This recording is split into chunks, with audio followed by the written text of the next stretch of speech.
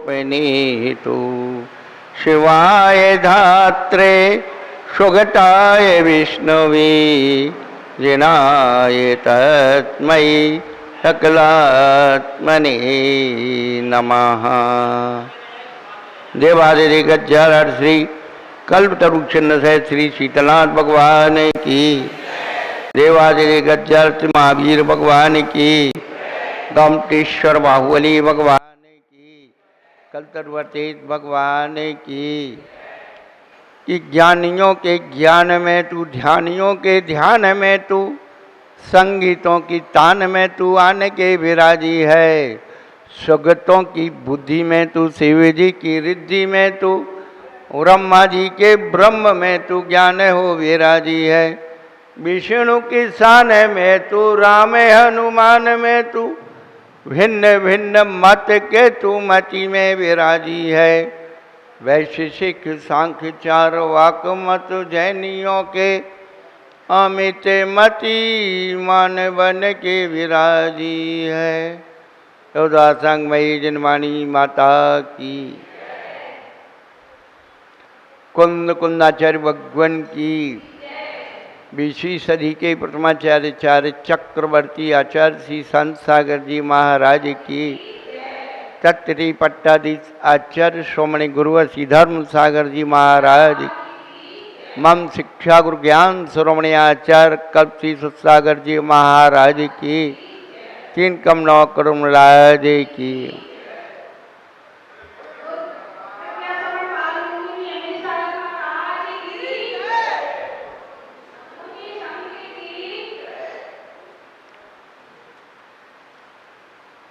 धर्मानुरागी भव्य आत्माओं,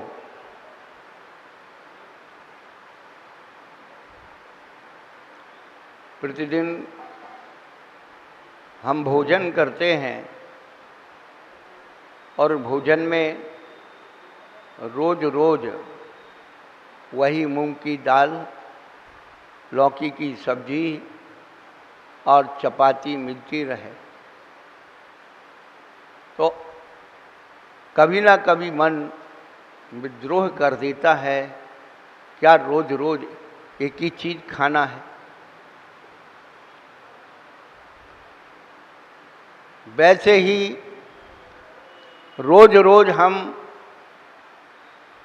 प्रवचन देते रहें और आपको राग द्वेष की बातें बताते रहें तो आपका मन अपने आप उचट जाएगा कि इसमें कोई सार नहीं है।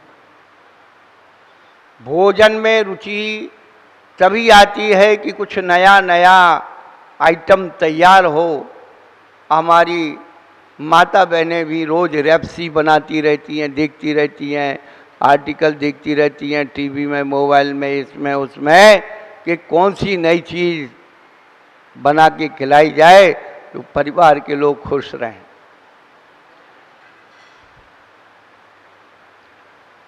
हम भी यदि रोज वही एक बात लेकर के बैठे रहें तो कभी भी हम आगे नहीं बढ़ेंगे। कहने का अभिप्राय यही है कि हम लोगों ने प्रवचनों का श्रवण इतना कर लिया है, इतना कर लिया है, इतना सुन लिया है कि अब सुनना बाकी नहीं रहा। यदि हम कोई कहानी शुरू करें और आपकी सुनी हुई तो तुरंत जो है उसके पात्र आपके मस्तिष्क में गूंजना शुरू हो जाएं कि महाराज अब ये कहने वाले हैं। परंतु बंधुओं, कुछ हम नया सुने। आज तक हम लोगों ने जो सुना, राजा रानियों की कहानी सुनी, सेठ सेठानियों की कहानी सुनी, प्रेमी प्रेमिकाओं की कहानी सुनी, पशु पक्षियों की कहानी सुनी, पुण्य पाप की, नरक स्वर्ग की सब कहानियां सुनी। लेकिन बंधुओं, आज तक हम लोगों ने अपनी कहानी को नहीं सुना। ये पड़ोसी की कहानी सुनने के लिए हम नहीं आए। इस शहर की कहानी को, मोहल्ले की कहानी को, नगर की कहानी को सुनने के लिए नहीं आए। हम अपनी कहानी को सुनने के लिए आए। हमारा अपना परिचय क्या है, कौन थे, क्या हो गई और क्या होंगे अभी, आओ यहाँ सब बैठकर इस बात को सोचें सभी। हमने अपने जीवन में क्या किया अपने लिए, ये सोचना है। क्या बताएं यार, क्या कारो नुमाया कर गए, एमए किया, नौकर हुए, पेंशन मिली और मर गए। पैदा हुए, व्यापार सीखा, धन कमा बूढ़े हुए और बंधु जन को छोड़कर धन इस जगत से चल दी। हम सबकी रियलिटी कहानी इतनी है, पहले जहां हम बैठे हैं वहां की कहानी समझ लो। हमें कहां बैठना चाहिए,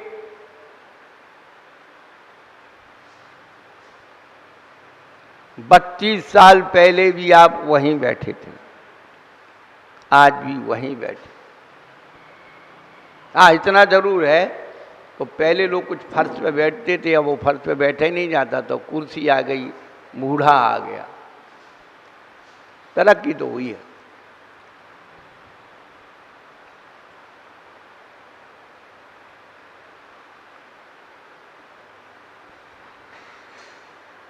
बंधुओं, सबके बारे में सुना, आज तक अपने बारे में नहीं सुना। कुंद कुंदाचार्य भगवान समय साजी ग्रंथ में यही बात कह रहे हैं। शुद्ध परिचिदानुभूता सब बस्य ये काम भोग बंद कहा, ये अत्तस्वलंभो नभरी न सुलहो विवत्तस्य। शुद्ध हैं, परिचित अनुभूत हैं काम भोग बंद की कथाएं, और बड़ी सुलभ हैं। उसमें हमें ज्यादा व्यर्थ नहीं समय गंवाना है। क्या क्या सुलभ है आप सब जानते हैं, लेकिन दुर्लभ क्या है, एकत्व विभक्त भगवान आत्मा की कथा दुर्लभ है।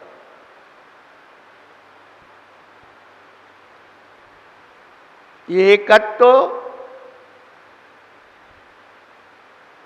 की कथा दुर्लभ है। कहां कहां बता दें, आपके परिवार में एकत्व तो नहीं है, आपके समाज में एकत्व तो नहीं है, आपके रिश्तेदारी में एकत्व तो नहीं है, तो आत्मा में एकत्व कहां से आ जाएगा, ये सोच लेना। बड़ा सुंदर कोटेशन है। आज पति और पत्नी का एकत्व तो नहीं है। सारे महाराज यही बात कह रहे हैं, चाहे कहीं भी जाकर के सुन लेना।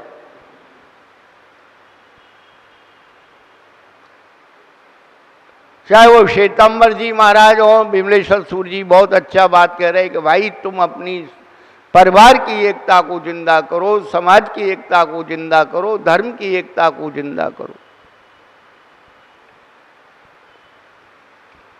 हम एकत्व भगवान आत्मा की कहानी कहां सुनेंगे, जब हमारे अंदर का प्रेम प्रीति वात्सल्य नष्ट हो गया, क्या है हमारे पास?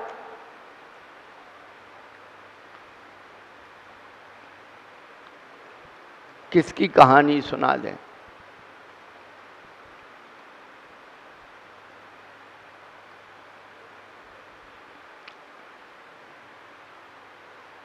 आज जिस बात की जरूरत है,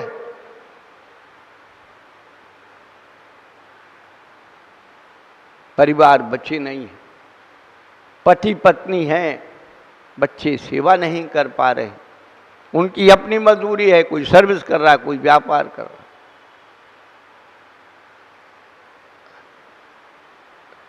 पुराने समय में बेटे होते थे, आज के समय में लड़के होते हैं।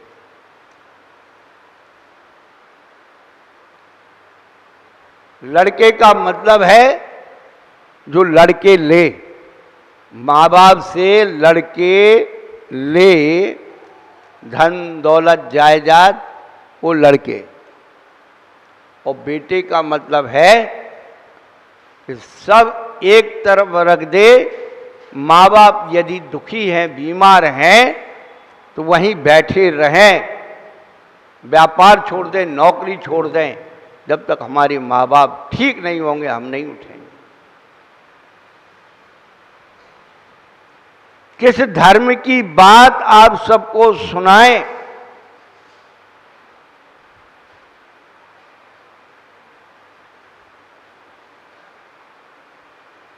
सब श्रुत परिचित अनुभूत हैं, सब एक दूसरे की बात कह रहे, भैया अब कुछ नहीं बचा।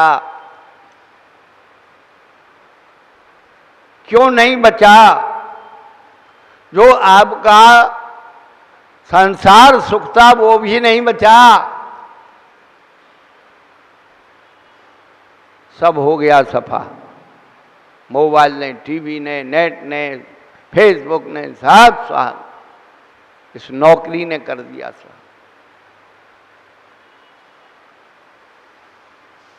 आदमी की मजबूरी है कि कमाने जाना है, नौकरी करना है।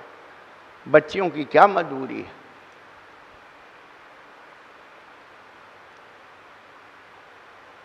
बस हमें अपने आदमी के सामने हाथ ना फैलाना पड़े।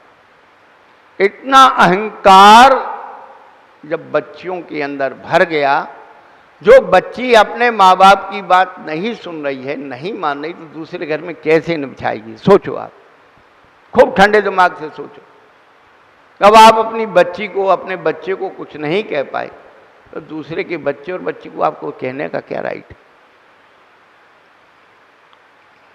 ये कहानियां तो हम सुना रहे, लेकिन इसलिए नहीं सुना रहे कि आप सुधर जाओ। हमें मालूम है आप नहीं सुधर सकते, परंतु कुछ परिणामों में परिवर्तन तो आए। जब तक बाहर का परिवर्तन नहीं होगा, अंदर का परिवर्तन नहीं आ सकता।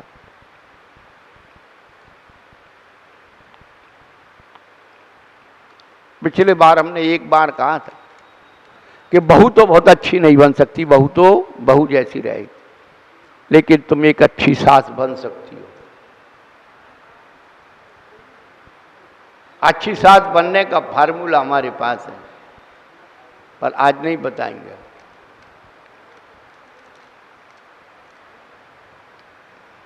यदि हम बता दें कि हमारे पास सोना बनाने का फार्मूला है, हम बता दें कि हमारे पास एक पारसमणि है, हम कह दें कि हमारे पास एक जादू है,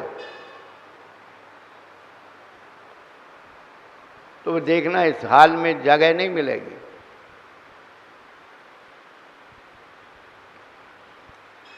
पर आत्मा से परमात्मा बनने का विज्ञान हमारे पास है, कोई बनना ही नहीं चाहता। पूज्य तरुण सागर जी महाराज अहमदाबाद की सभा में एक दिन उन्होंने प्रश्न किया, भाई स्वर्ग कितने कितने लोग जाना चाहते?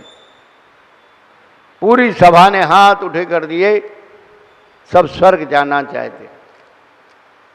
हमारे तरुण सागर जी महाराज तो सभा चतुर थे ही, बात को घुमा फिरा करके पूछा और कहा कि भाई स्वर्गवासी कौन कौन होना चाहता है, हाथ उठा दो। एक व्यक्ति ने भी हाथ नहीं उठाया।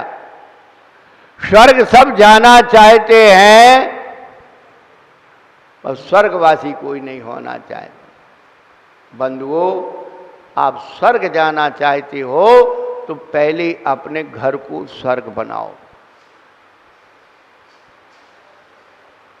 जैन दर्शन में मोक्ष जाने का एक सूत्र है। किसी व्यक्ति ने प्रश्न किया कि मुक्त आत्मा हमेशा ऊपर ही क्यों जाती है? इसके कारण समझाइए, ऊपर ही क्यों जाती है, इधर उधर नीचे क्यों नहीं चली जाती? तो उन्होंने कहा पूर्व प्रयोगा दसंगत्वात् बंधच्छेदात् तथा गति परिणामाच्च। पहला कारण दिया पूर्व प्रयोग, दूसरा कारण दिया संग का भाव, तीसरा कारण दिया बंध का छेद, और चौथा कारण दिया क्या? तथा गति परिणाम। इंदु जी लिख लिए, अपने दिमाग में नोट करो, का भाव, बंध का छेद और तथागति परिणाम। आप एक शब्द भी यदि आज आप समझ के जा रहे हो, समझ रहना, वो एक शब्द आपके जीवन को बहुत बड़ा परिवर्तन लाएगा।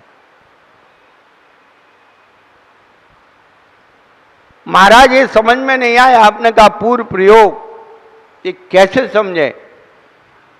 तो आचार्य भगवान ने दृष्टांत सूत्र नीचे दिया। आविद्य कुलाल चक्रवत व्यपगत लेपालाभू वडे रंड बीज वदग्नि शिखावच्च। पूर्व प्रयोग का दृष्टांत दिया आविद्य कुलाल चक्रवत। कुंभकार के घुमाए गए चक्र के समान कुंभकार चक्र को घुमा देता है लकड़ी के प्रयोग से और छोड़ देता है, वो ऑटोमेटिक घूमता रहता। ये इसका पूर्व प्रयोग है। अभी लाइट चली जाए तो ये पंखा घूम रहा है, तो थोड़ी देर तक वो जो है बिना लाइट के भी घूमता रहेगा। ये पूर्व प्रयोग।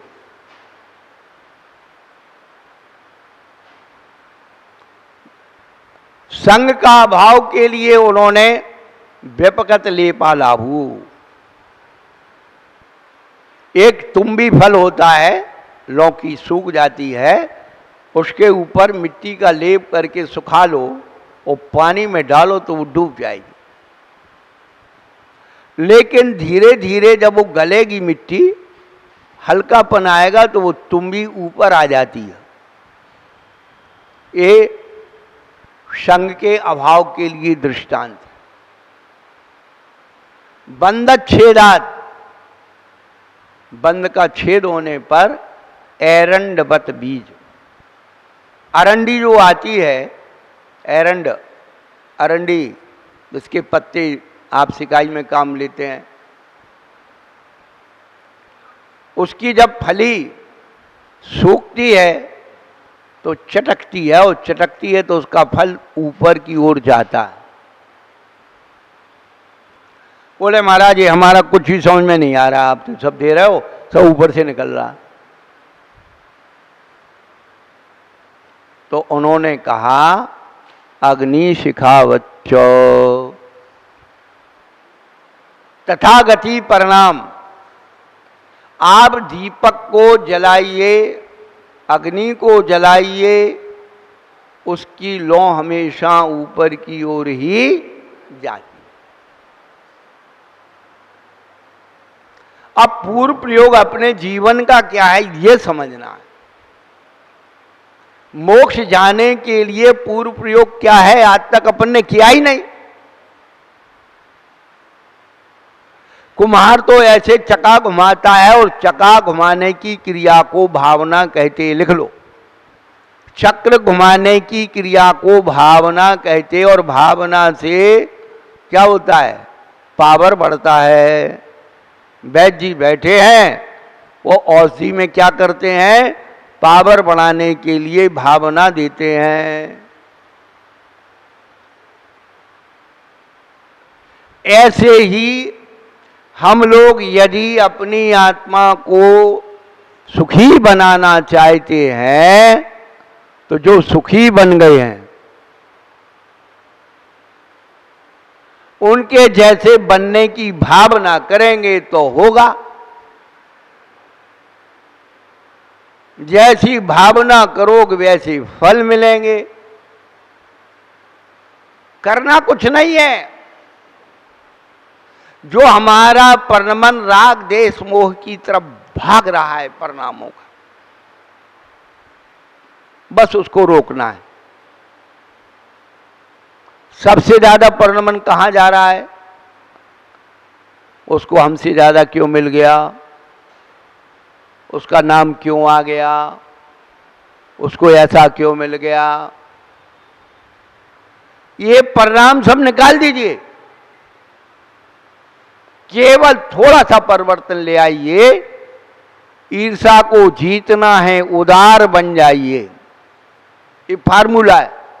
हमसे ज्यादा दूसरे सुखी हों और जिनके परिणामों में आपके प्रति थोड़ा सा भी वैमनस्या मनमुटाव है, आप उसके बारे में बहुत अच्छा सोचना शुरू कर दो। 6 महीने के अंदर आप देखोगे वो अपने आप आपके चरणों में गिर जाएगा, अपने आप आ जाएगा। आप भी देखेंगे कि आज ये हुआ कैसे। भावना में बहुत बड़ी ताकत होती है। आज तक हम सुखी क्यों नहीं है? हमारे पास भावना क्या है?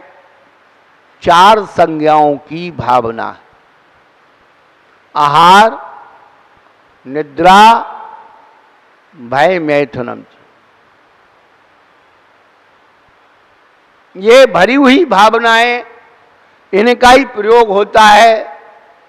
सवेरे खा लिया तो नाश्ता में क्या खाया, दोपहर में क्या खाएंगे, शाम को क्या खाएंगे, रात में। रात दिन खाने खाने की चिंता में सारा समय बर्बाद हो रहा। आप लोग श्वास लेते हो ना? श्वास ले रहे हो ना? कैसी ले रहे हो? हर श्वास में सोचे अरे यार कुछ नहीं, मजा नहीं आया, कुछ अलग जा करके लो। चाहे इस कोने में लो, उस कोने में, उस कोने में लो, सब जगह श्वास एक सी है। उसी तरह से केवल इस शरीर को भोजन देने के लिए थोड़ी सी तसल्ली रख लो। जिस भोजन की तुम कल्पना कर रहे हो वो कल्प वृक्ष के समान आपको अपने आप मिल जाएगा। चिंता करने की जरूरत ही नहीं होगी, सोचने की जरूरत नहीं होगी। पुण्य कमाइए, पुण्य।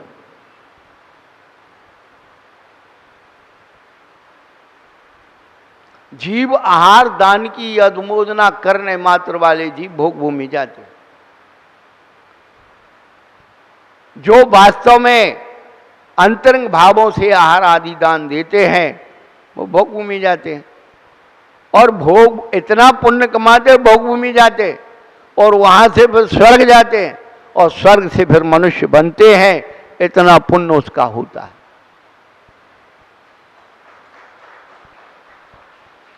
आहार संज्ञा को जीतना है तो आप आहार दान देना सीखिए। आहार संज्ञा को जीतना है तो अपने घर में अतिथियों का सम्मान कीजिए। घर में अतिथि रिश्तेदार आ गया, मुंह बन जाता है, अब इनको कौन खिलाए। आदमी भी सोचता है किसको घर ले जाए। अब घर ही नहीं बचे भाई।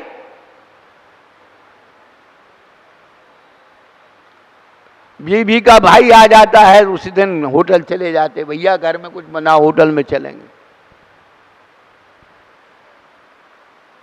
और 50 साल पहले मेहमान आ गया, अरे भाई घर में बनाओ सब। कितना अंतर। ये जो संज्ञाएं भरी हुई हैं, संज्ञाओं का संस्कार भरा हुआ है, भोगों का संस्कार भरा हुआ है, परिग्रह का संस्कार भरा हुआ है, पूरे धर्म का सार बात आपको बता रहे। संज्ञाओं के कारण कसाय उत्पन्न होती है और कसाय से कर्म बंद होता है। बड़े बड़े धर्म की बातें सुनने की जरूरत नहीं है। आज से 25 साल पहले, 50 साल पहले हमारी माता बहनें कोई रवि व्रत करती थी, कोई रोहिणी व्रत करती थी, कोई ना कोई व्रत जो है छोटे मोटे करती रहती थी। उन छोटे छोटे व्रतों से करने से आहार संज्ञा जीती जाती है। आहार संज्ञा जीतने के लिए बहुत बड़ी ताकत नहीं लगाना है। उपवास कर सकते, उपवास कर लो। उपवास नहीं कर सकते हो, थोड़ा भूख से कम खा लो।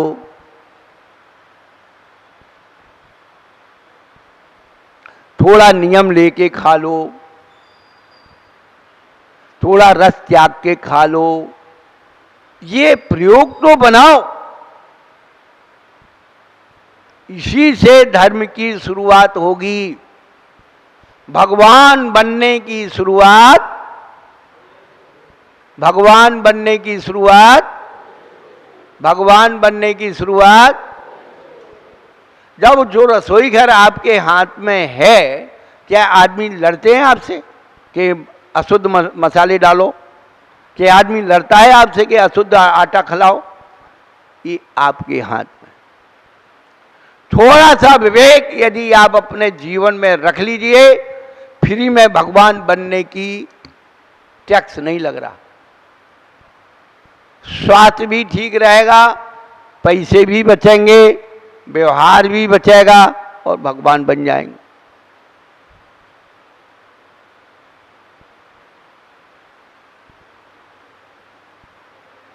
यदि आप केवल 4 महीने शुद्ध खाने का नियम बना लो।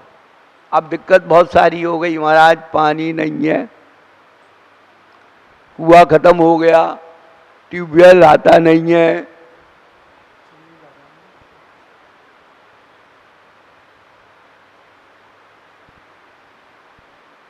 प्रमाद है। थोड़ा सा प्रयास आप अपनी चेतना पर करिए। हमने चर्या को बहुत बड़ा आडंबर बना लिया।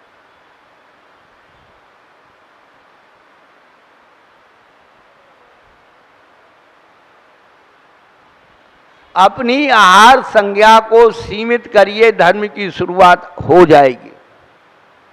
हम बहुत बड़े बड़े आत्मा का विश्लेषण आपको कर दें और हो सकता है। कल भी बताया था, पिछले मंगलवार को प्रारंभ हुआ था। वो कहा था अरस मरु मगंधम अब्बत्तम चेदना गुणमशद्दम जान अलग्दग गहनम जीव मनिदित संठानम। आत्मा की बात करना बहुत सरल है,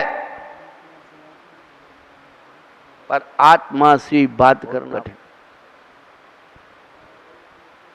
आत्मा कैसी है इसका वर्णन किया है।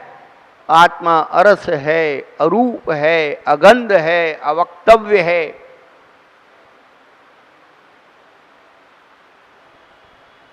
अरस है।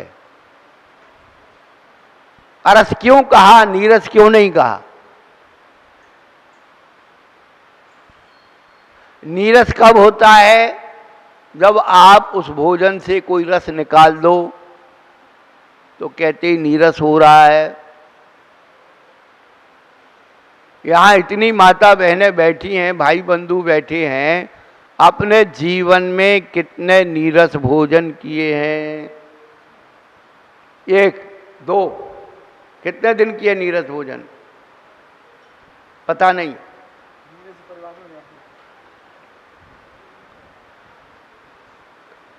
आज तक इस जीव ने नीरस भोजन का स्वाद नहीं लिया, तो अरस आत्मा का स्वाद कहां से आ जाएगा? सोच लेना। मामी जी, नमक नहीं खाए तो ब्लड प्रेशर लो हो जातो है, शक्कर नहीं खाए तो डायबिटीज गिर जाती है।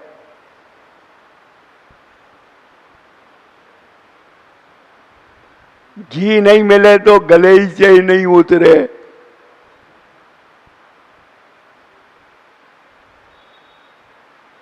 करना कुछ नहीं है। यहाँ आकर के आपने खूब फल फूल मेवा चढ़ा के भगवान की पूजा कर ली, महाराज की पूजा कर ली, धर्म हो गया। ये देहालय में विद्वान भगवान आत्मा की पूजा करना सीख। जब तू ये भगवान एक पत्थर की धातु की मूर्ति के सामने कहता है ये नहीं चढ़ाना चाहिए, ये नहीं चढ़ा, मैं मानता हूं बिल्कुल मत चढ़ाओ, भगवान ने कभी नहीं कहा तू मेरे लिए चढ़ाना, पर तू स्वयं चैतन्य भगवान अपनी आत्मा को मान रहा है, उसके लिए सुबह से शाम तक क्या क्या चढ़ा रहा है इसका विवेक तो ले आ। यहीं से तेरे भगवान बनने की शुरुआत हो जाएगी।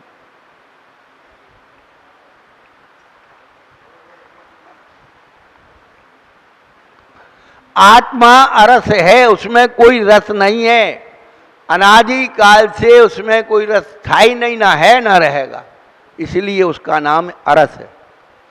और नीरस इसलिए है कि हम उस भोजन का स्वाद क्या कर दें, निकाल दें।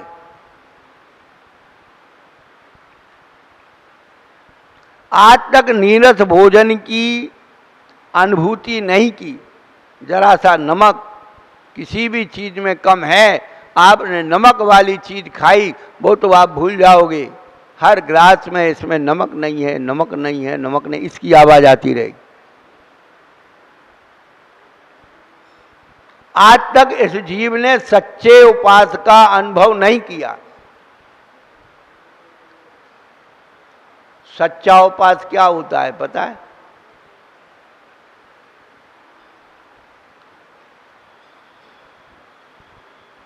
जो भी उपास किया है तो क्या होता है, कल हमारा उपास है, आज थोड़ा ज्यादा खा लो। आज हमारा उपास है, कल क्या खाना है पारना में ये लिस्ट बना लो।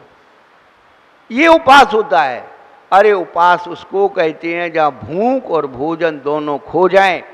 ये दिमाग में रख लेना, कभी जीवन में ये अनुभूतियां आपको प्राप्त हों ऐसी भावना करो।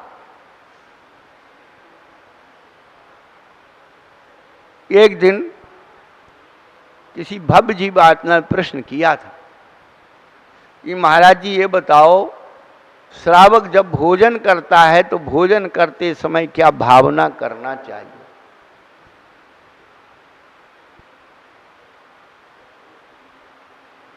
तो भोजन करते समय श्रावक को कैसी भावना करना चाहिए? आहार करने वाली मुनिराज को याद करना चाहिए। धन्य वो मुनिराज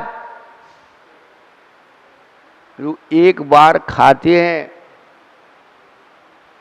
धन्य वे मुनिराज जो नीरस भोजन करते हैं, रस छोड़ के भोजन करते हैं।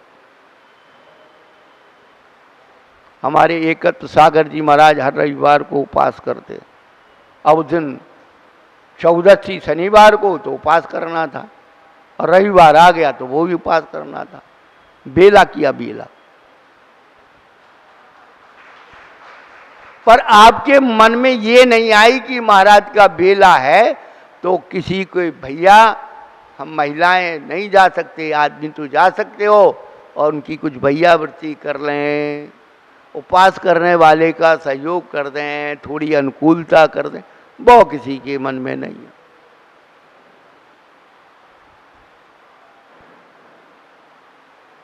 भावना करोगे आप, दूसरों की सहायता करोगे, दूसरों की सेवा करोगे, आपकी सेवा करने वाले स्वर्गों के देव आएंगे, ध्यान रखना। अब वो बीज बोते ही नहीं, भावना करते ही नहीं हो। ईर्ष्या देश कसाय से सारा धर्म स्वाहा कर लिया। हमारी भावना, हमने पहले भी कई बार दोहरा चुके हैं कि जितनी भी बहुएं हैं, सासुआ नहीं बहुएं, इनका शिविर लगाया जाए और भैयावृत्ति करना सिखाया जाए, नर्सिंग को कोर्स कराया जाए कि बेटा घर में, अपना परिवार में, समाज में कोई दुखी हो रहा है, बीमार है, अस्वस्थ है, उसकी भैयावृत्ति कैसे करना।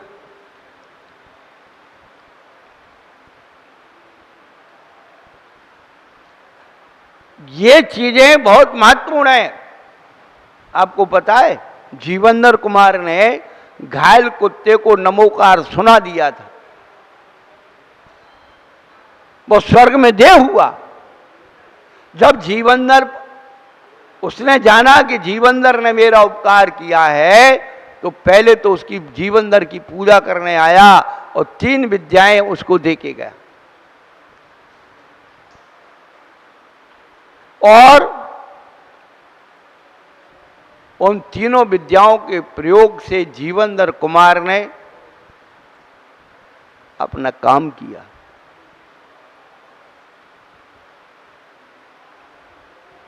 जब हम दूसरों की सहायता करना सीखेंगे, दूसरों की भैयावृत्ति करना सीखेंगे, दूसरों की विनय करना सीखेंगे, तब तो हमें कोई करेगा। जैसे बीज बोएंगे वैसे फसल काटेंगे।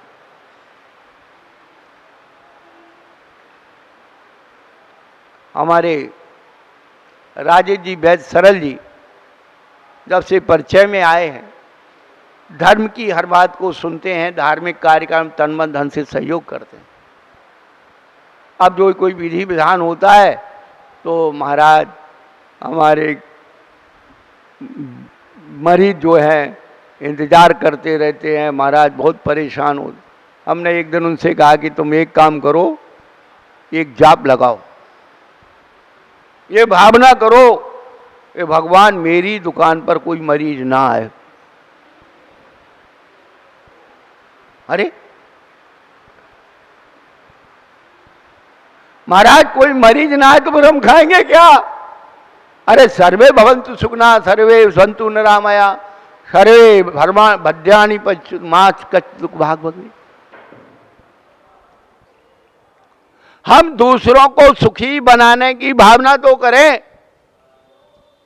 महाराज फिर क्या होगा, हमारे क्लिनिक का दवाइयां सब वो हो जाएंगी।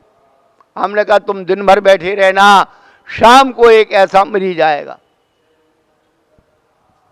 और आपकी दवाई से ठीक हो जाएगा, और वो समय आने वाले हैं। क्योंकि लड़का बहू कोई पूछ नहीं रहे, बेटा बेटी सब अपने आप में मगन है, और उसके बाद बहुत बैंक बैलेंस है, फलाना है, ढिमका है। ओके वैद्य जी आपने हमको ठीक किया है, सारी प्रॉपर्टी आपके नाम। अरे ऐसा हुआ है, आप ये मत सोचिए। उदाहरण दे रहा हूं, टूंडला में वीरी सिंह मंदिर जो स्कूल है, ठाकुर वीरी सिंह स्कूल, वो कौन था ठाकुर वीरी सिंह पता है आपको? यही टूंडला का निवासी था। वो जो है नौकरी की तलाश में बंबई पहुंच गया। बंबई में एक फारसी परिवार था, उसने उसे नौकर बना लिया। उसने बड़ी लगन से सेवा की, उसके आगे पीछे कोई था ही नहीं। उसने सारी प्रॉपर्टी उस ठाकुर वीरी सिंह के नाम कर दी। अब उसने सोचा इतना सब आ गया, इसका मैं क्या करूं? तो यहां आकर के उसने स्कूल बना दिया।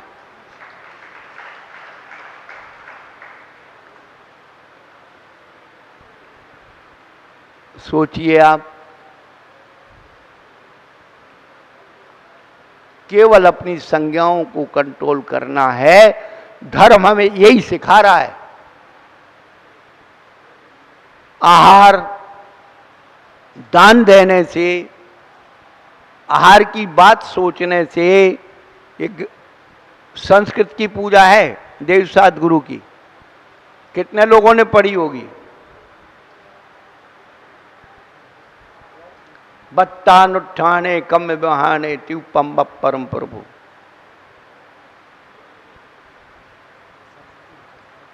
सब पुराना खत्म, जिससे हमें प्रेरणा मिलती थी, त्याग की भावना आती थी। मुनिराज का स्वरूप का वर्णन करते हुए कहा ये एक घास दुई घास लिंती जो नीरस भोजन रही करन ते मुनिवर बंद उठी दिशा। कवल चंद्रायण व्रत करते हैं मुनिराज। हमारे पूज्य वसुनंदी महाराज के संग में बहुत सारी माता जी कवल चंद्रायण व्रत करती। एक गिलास खाया फिर उपास, दो खाए फिर है? वसुनंदी महाराज अष्टमी चौदस को उपास। भैया हमसे तो नहीं होता। उपास करना सरल है पर उन्हें उधर खाना बहुत कठिन है। अच्छी थाली लग के आ जाए फिर देखो मजा आता है। कौन सी चीज रख लो कौन सी उठा लो। संज्ञाओं को जीतने का साधन बनाइए। भगवान बनने के लिए कुछ नहीं करना। आज तक जितने भगवान बने हैं इतिहास उठा करके देख लो। भील ने किसका त्याग किया था? कौवे का मांस।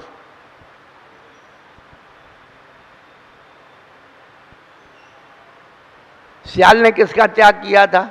रात्रि भोजन का। एक व्यक्ति ने किसका त्याग किया था? अजान फल नहीं खाने का। सब इतिहास में ये जो चीजें मिलती हैं, वर्तमान योग में जो चीजें मिलती हैं, सबसे पहले भोजन की शुद्धि का ही उपदेश होता है। और जो आहार दान देने की जो भावनाएं रखते हैं, आहार दान देते हैं, वो मालूम क्या बनते हैं? दान तीर्थंकर बनते हैं। दान तीर्थंकर का मतलब समझते हो? तीर्थंकर दो प्रकार के होते हैं, एक दान तीर्थंकर, दूसरे धर्म तीर्थंकर। दान तीर्थंकर श्रावक बनते हो और धर्म तीर्थंकर साधु बनता है। आचार्य भगवान लिखते हैं, अभ्यर्थते तपोवृद्धि साभिषेकन पूजयन। आदिनाथ भगवान जब आहार करके चले गए राजा श्रेयांश के घर से, तो इंद्र ने आकर के राजा श्रेयांश की अभिषेक पूर्वक पूजा की।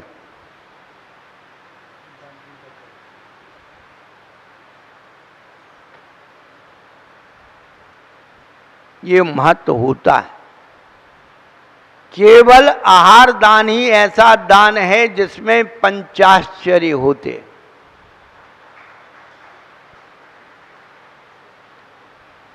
तालियां तो बहुत अच्छी बजा लेती भाई।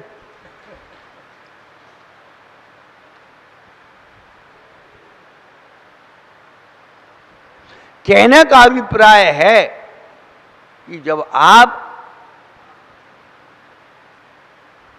नीरस भोजन करना सीखिए, उपवास करना सीखिए। सच्चा उपवास भी आज तक नहीं हुआ। अभी हम बता रहे थे, यदि आज उपवास है तो दिन में तारे और रात में सूरज निकल आता है। खाली पेट होने से नींद आती है। घर खाली रहता है, कोई तो है नहीं, तो पड़े रहो, नींद आती रहेगी। तो दिन में तो रात हो जाती है और रात में दिन हो जाता है, नींद नहीं। अरे अभी तो 11 ही बजे हैं, अभी तो 1:30 ही बजा है, सूरज कब निकलेगा, कब मंदिर। जल्दी नहा धो के तैयार होके पहले मंदिर आएंगे, अर्घ चलाएंगे, भग जाएंगे, पहले वो काली फलानी जो जो लेना है। इसी का विकल्प रहता।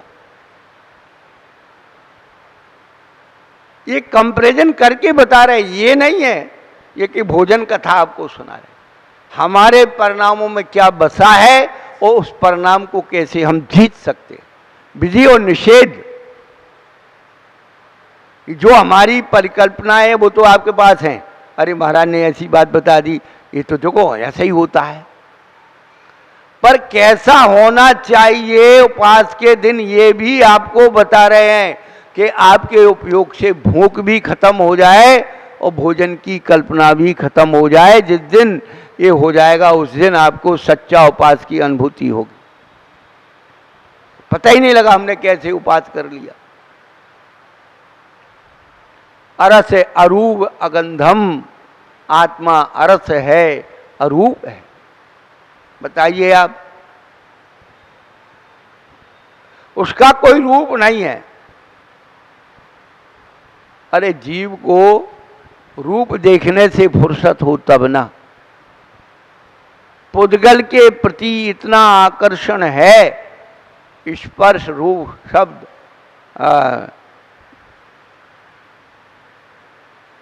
ये सब उसके गुण हैं कि हमें यदि अपने बारे में समझना है, सुनना है, तो छैडालाकार कहते बिन जाने ते दोष गुणन को कैसे तजिए गई। ये आपके ऊपर की बातें इसलिए बताते हैं कि आप अपने स्वीकार कर लो कि यार ऐसा ही तो हमारे जीवन में हो रहा, और इसको कैसे छोड़ सकते उसका उपाय बताया जा रहा है।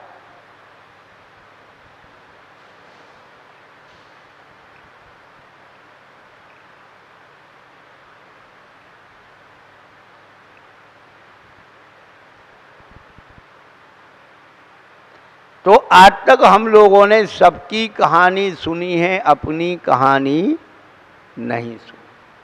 अरे महाराज, हमारे यहाँ तो रोज आत्मा की चर्चा होती है। कौन? मधुबेन जी हंस रही है, हमें पता है। बंधुओं, विश्व के जितने धर्म हैं उन सब में आध्यात्मिक गुरु हो गए। विश्व के सारे धर्मों में आत्मा की चर्चा करने वाले हो गए और पुज गए और पुजेंगे और पुज रहे।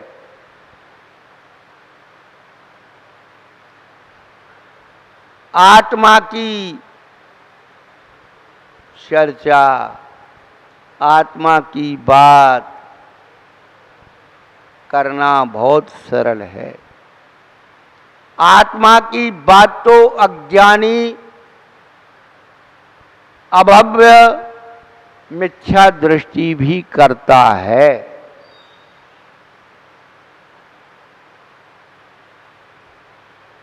आत्मा की बात करके ही वो अभव्य मिथ्या दृष्टि अज्ञानी जीव 9 में गिरिवक्त तक चला जाता।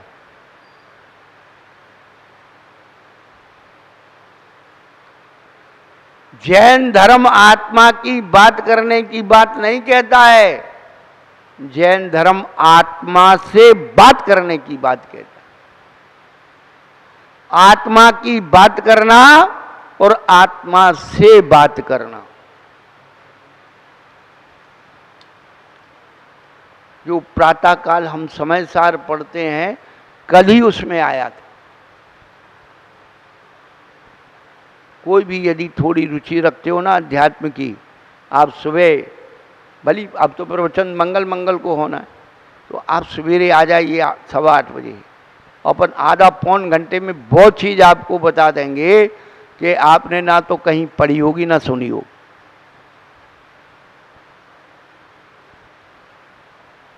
समय सार का मंगलाचरण 8 गाथाओं में है। मिणमो सोई केवली भगवम, श्रुत केवली ने ऐसा कहा है, तो वहां जाकर के श्रुत केवली का स्वरूप बताया कि जो श्रुत ज्ञान से, क्या, जो श्रुत ज्ञान से आत्मा को जानते हैं वे श्रुत केवली है। श्रुत ज्ञान से आत्मा को जानना निश्चय श्रुत केवली है, और श्रुत ज्ञान को जानना, श्रुत ज्ञान से जानना और श्रुत ज्ञान को जानना, तो श्रुत ज्ञान को जानने वाला व्यवहार श्रुत केवली है। इसलिए अंग पूर्वों का ज्ञान अभव्य मिथ्या है, 11 अंग 9 पूर्व का ज्ञान अभव्य मिथ्या दृष्टि को हो जाता है। पर वो द्रव्य श्रुत केवली है, भाव श्रुत केवली नहीं। और जो श्रुत ज्ञान से आत्मा को जानता है वो निश्चय श्रुत केवली।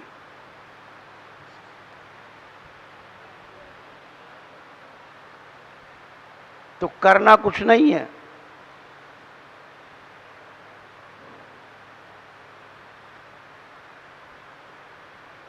आत्मा से बात करने की बात कब होगी, कब होगी? इतनी अच्छी बात इष्टोपदेश में हमारे पूज्यपाद आचार्य भगवान लिखते हैं, यथा यथा न रोचन्ते विषयाः सुलभा अपि तथा तथा समायाति संवित्तौ तत्तमुत्तमम्। यथा यथा समायाति संवित्तौ तत्तमुत्तमम् तथा तथा न रोचन्ते विषयाः सुलभापि। ये कारिका हमें शुरू से ही इतनी प्यारी लगती है, सारे धर्म ग्रंथ का निचोड़ एक कारिका में। जैसे जैसे इस जीव को संसार के सुलभ विषय भी रुचिकर नहीं होते, दुर्लभ की तो बात छोड़ दीजिए, सुलभ भी रुचिकर नहीं होते हैं, वैसे वैसे जीव को उत्तम तत्व की अनुभूति होती है, प्राप्ति होती है। और जैसे जैसे इस जीव को उत्तम तत्व की अनुभूति होती है, वैसे वैसे इस जीव को संसार के सुलभ विषय भी रुचिकर नहीं होते।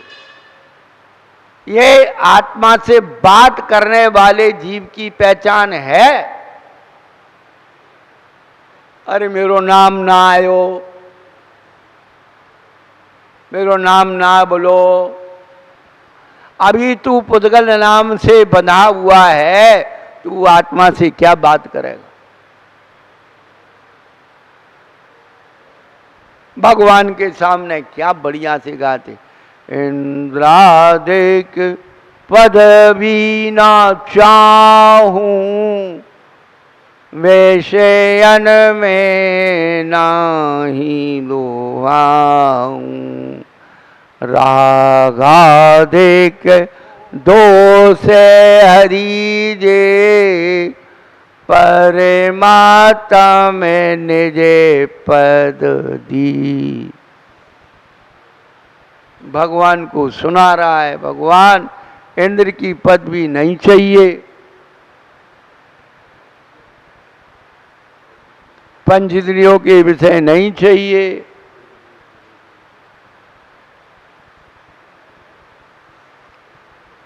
भगवान के सामने तो ये कह रहा है कि नहीं चाहिए, और पंचायत में कह रहा मुझे अध्यक्ष बना।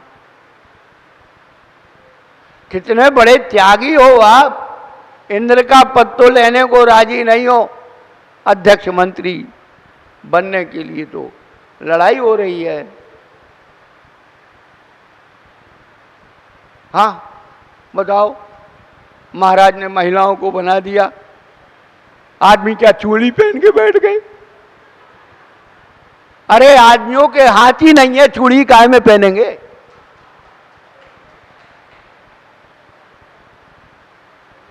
चूड़ी तो जब पहने जब उनके हाथ हो, जब उन्हें करना ही नहीं है कुछ। भाग्य उनका भी होता है।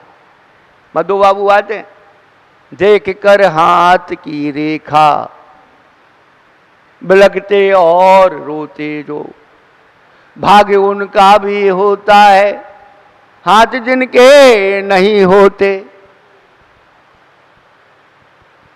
ये मत सोचो कि हम नहीं करेंगे तो काम नहीं होगा। स्वर्गों के देव करने के लिए आएंगे। देवतागण यहां करने के लिए आते, आपने देखा कहां है? कोई भी काम नहीं रुका, किसी भी कार्य की सभा। हम सोच रहे थे मंगलवार को कौन आएगा भाई, हम ही होंगे, 2-4 महिलाएं हो जाएंगी जिनको गले में घंटुलिया डाल दी भाई अध्यक्ष मंत्री बना दिया जबरदस्ती, वो आ जाएंगे, उनके घर के आ जाएंगे, कौन सुनेगा हमारी बात? लेकिन अपने आप, अरे हमें अपनी आत्मा के हित की बात तो सुनना है। राग देश की बात तो निरंतर रात दिन सुन रहे हैं, उसका अंत नहीं है। एक बार अपनी अंतरात्मा की आवाज, विषया सुलभापि न रोचनते, सुलभ विषय भी जब रुचकर नहीं होते हैं तब आत्मा से बात होती। इस दुनिया में उसने बड़ी बात कर ली, इस दुनिया में उसने बड़ी बात कर ली जिसने अपने आप से मुलाकात कर ली। और कौन कहता है मुलाकात नहीं होती? मुलाकात तो होती है लेकिन बात नहीं। जिस्म और रूह का रिश्ता बड़ा अजीब रिश्ता है। जिस्म यानी शरीर, रूह माने आत्मा। जिस्म और रूह का रिश्ता बड़ा अजीब रिश्ता है।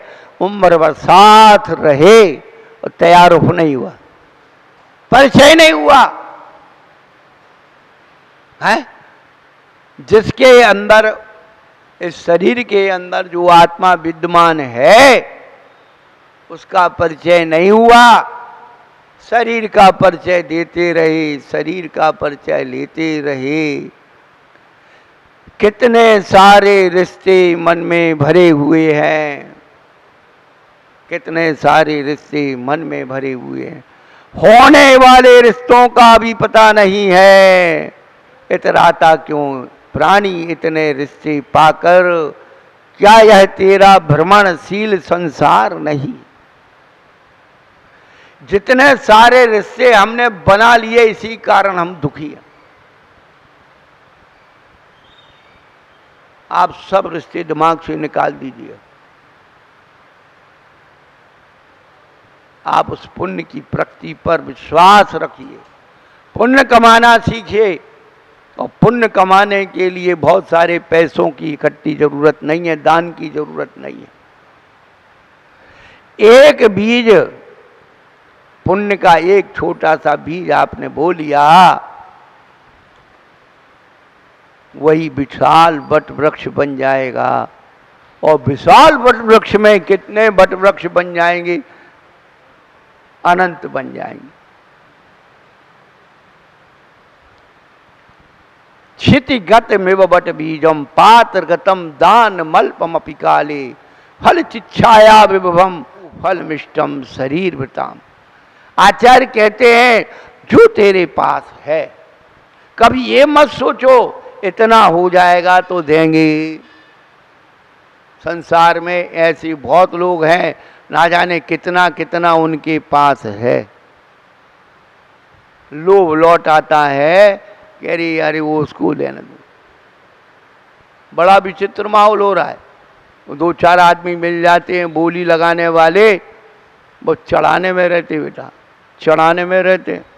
और जैसे ही क्या होता है, फंस गया हिसाब किताब, कहते 1 2 3 करो। और वो देखते हैं कि अरे मेरे नाम से छूट गई।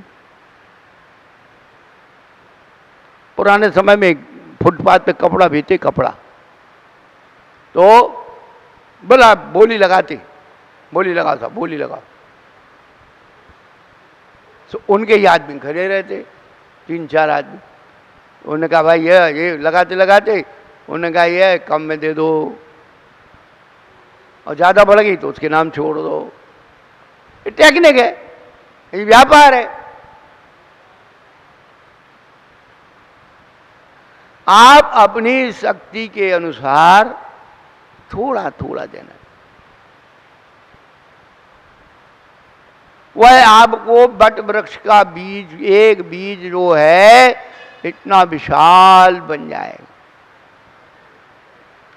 आप सोचो कि आज ही मिल जाए, तो आज का अभी तो मिल जाएगा और मिला हुआ है। पिछले जन्म में हम लोगों ने कोई प्रयास किया था।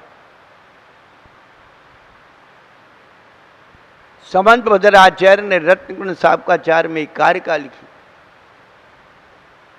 उच्चई गौतम प्रणते भोगो दाना दुपासनाथ पूजा भक्ते सुंदर रूपम स्तवनाथ कीर्ति तपनिधु। साधुओं को नमस्कार करने मात्र से उच्च गोत्र की प्राप्ति होती। जब कहा आप महाराजों का विहार कराओ तो देखना ये झुग्गी झोपड़ी वाले ये लोह पीटा ये रहते हैं, तो आकर के साष्टांग नमस्कार करते। हम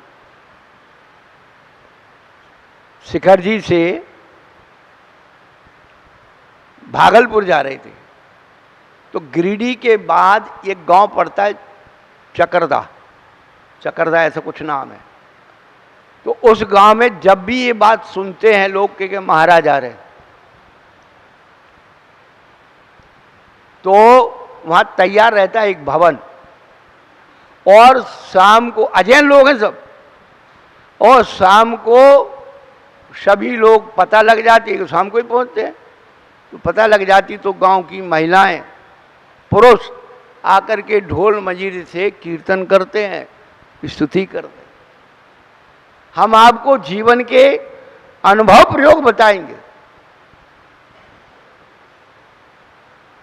पर जो व्यवस्था करने वाले हैं वो उनके लिए कोई ना कोई प्रभावना बांट। उच्चई गौतम प्रणते, आज जो हम यहाँ बैठे हैं किसी साधु को हमने नमस्कार कर लिया होगा, इसलिए आज यहाँ बैठे।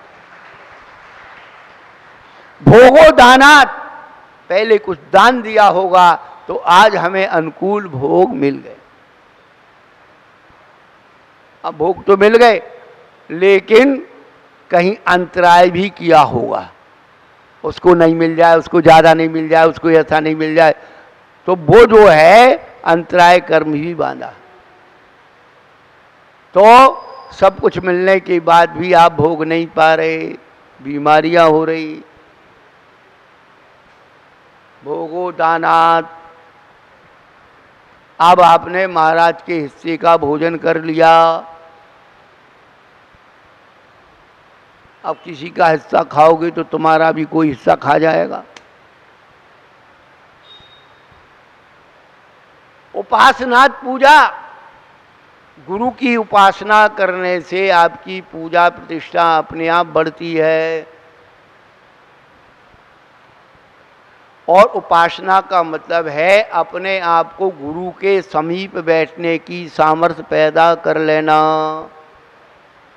कमजोरियां हमेशा गुरु से दूर ले जाती हैं। महाराज के पास जाएंगे, महाराज ये छुड़ा देंगे, वो छुड़ा देंगे, इसलिए नहीं जाना, महाराज डांट देंगे, महाराज फलाना कर देंगे, महाराज मत जाओ। उपासना करने से अपने आप पूजा प्रतिष्ठा बढ़ती है। और भक्ते सुंदर रूपम, ब्यूटी पार्लर में जाने से सुंदर रूप नहीं मिलता, गुरुओं की भक्ति करने से सुंदर रूप मिलता है। अभी यहाँ पर इतने महिला पुरुष बैठे हैं, अभी प्रवचन समाप्त हो जाएगा, आप बाहर निकलोगे तो बाहर भी लोग आ रहे हैं, जा रहे हैं। रामलीला मैदान पूरा भरा हुआ है मजदूरों से। अपने आप आपको पता लग रहा है जो नौकरानी महिला है वो मेकअप किए, अच्छे साड़ी सूट पहने जा रही है, मोबाइल हाथ में लिए है, फिर भी पता लग जाता है ये नौकरानी है। और आप सेठानी हो, कुछ भी आपके हाथ में नहीं है, फिर भी आपका ओरा ये ओरा है ना, अभाव मंडल, ये आपका परिचय देता है, ये कोई सेठा नहीं है। सोचिए आप, यही तो उच्च ग्रोथ की पहचान है। कहने का तात्पर्य अभिप्राय यही है बंधु कि कुछ हमें अपने बारे में पहचानना। हम कौन थे? निगोदिया जीव थे, निकल करके पुरुषार्थ करके इस मनुष्य जीवन को पाया। अफसोस, अफसोस यह नहीं कि लोग मझधार में डूब जाते, अफसोस यह नहीं कि लोग मझधार में डूब जाते, अफसोस तो यह है कि लोग किनारे पे आके डूब जाते।